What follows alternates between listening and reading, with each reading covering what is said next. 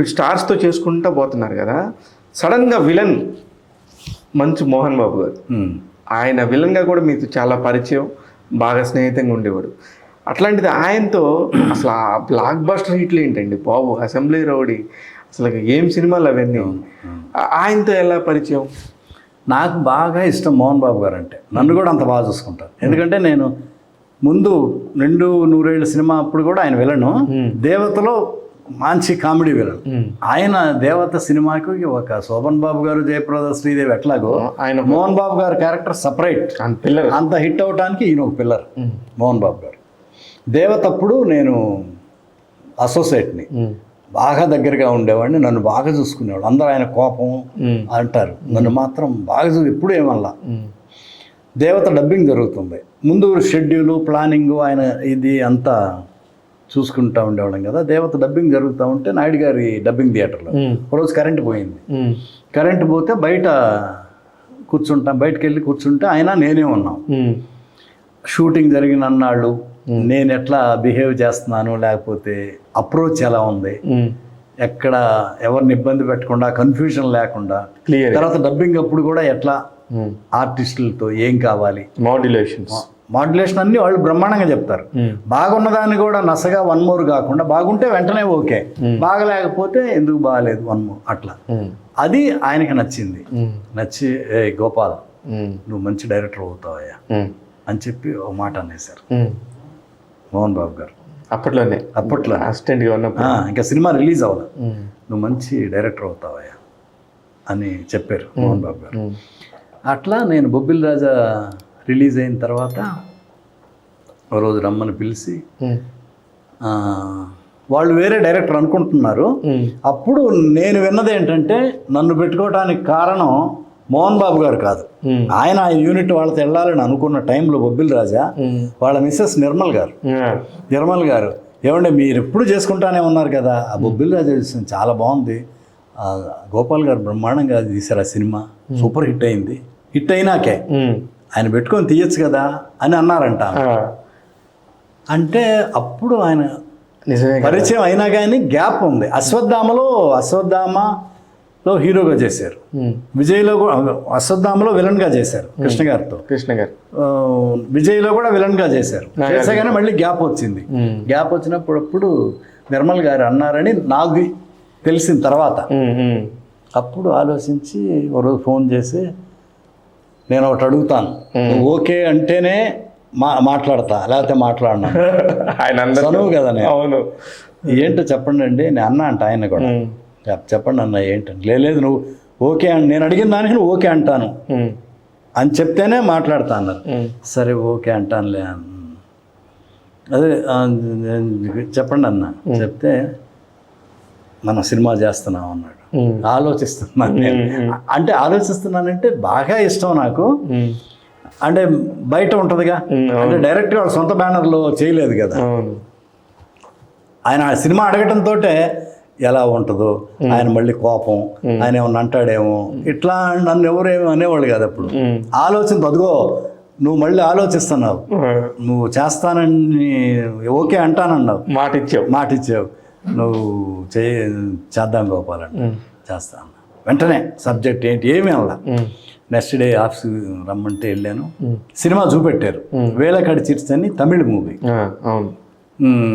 వాసు గారు great director, నాకు బాగా ఇష్టమైన డైరెక్టర్ పి వాసు గారు. సత్యరాజ్ గారు హీరో. సినిమా చూపెట్టాడు. సినిమా చూపెట్టి బయటకు వచ్చింది, ఏం గోపాల్ ఎట్లుందంటే, ఒకసారి పరుచూరు గోపాలకృష్ణ గారికి కూడా చూపెడదాం అన్నా. ఏం పరుచూరు గోపాలకృష్ణ గారు బాగాలేదంటే నువ్వు చేయవా అన్నాడు. చేయనండి అన్న. ఏంటయ్యా అన్నాడు. అవునండి, సినిమా హిట్ అవ్వాలనే కదా నన్ను పిలుస్తున్నారు, నాకు ఆయన బాగా గైడ్ చేస్తాడు, ఆయన చూపెడదాము, ఆయన ఏమంటాడో చూద్దాం అన్నా.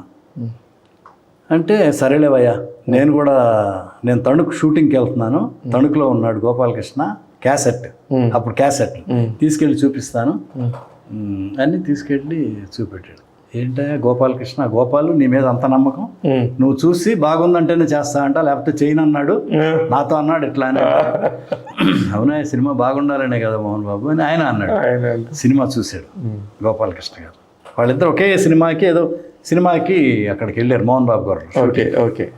వెళ్ళి ఇంటర్వల్ వరకు చూసి గోపాల్కి ఫోన్ చేయి అని గోపాలకృష్ణ గారు మోహన్ బాబు గారు చేసి ఇదిగో గోపాలకృష్ణ మాట్లాడు అని ఇచ్చాడు.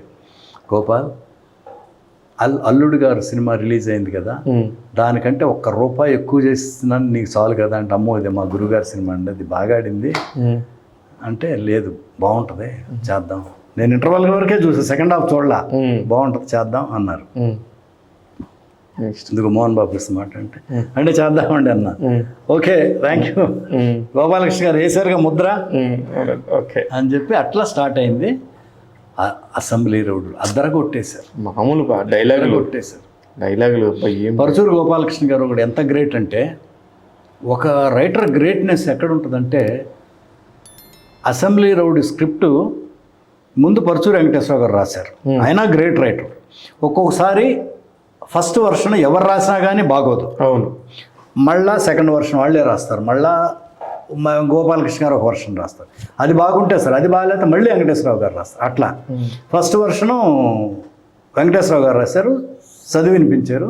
గోపాలకృష్ణ గారు, మోహన్ బాబు గారు, నేను విన్నా. అది అందరికీ అంత ఫస్ట్ వర్షన్ ఎప్పుడు అట్లాగే ఉంటుంది. ఓకే అప్పుడు గోపాలకృష్ణ గారు ఒక 2-3 రోజులు గ్యాప్ ఇచ్చి సవేరా హోటల్లో కూర్చొని ఇవాళ మార్నింగ్ మొదలుపెట్టారు, రేపు 2 o'clockకి మొత్తం స్క్రిప్ట్ రాసేశారు. రాసి మోహన్ బాబు గారికి ఫోన్ చేశారు. అంటే 1.5 day నైట్ పడుకున్నారో తిన్నారో అనవసరం, రాసేశారు. ఆయన మోహన్ బాబు గారికి, నాకు చేయలే, మోహన్ బాబు గారికి ఫోన్ చేసి, మోహన్ బాబు నీ స్క్రిప్ట్ అయిపోయిందంటే, చుట్టి పారదొబ్బావా అన్నాడు. అరిస్తే చరుస్తా, చరిస్తే కరుస్తా, కరిస్తే అన్నాడు. ఎక్కడదా ఈ డైలాగ్, నీ సినిమాలో అంటే ఎప్పుడెప్పుడు వినాలని ఉంది నాకు, రావయ్యా అని మధ్యాహ్నం సిట్టింగ్ పెట్టారు, చదివినిపించారు. అక్షరం మార్చకుండా తీసాం.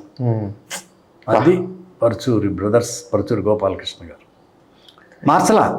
తీరా నా లైఫ్లో తక్కువ రోజుల్లో సినిమా చేసింది అసెంబ్లీ రోడ్, 44 daysలో అది సినిమా అయిపోయింది.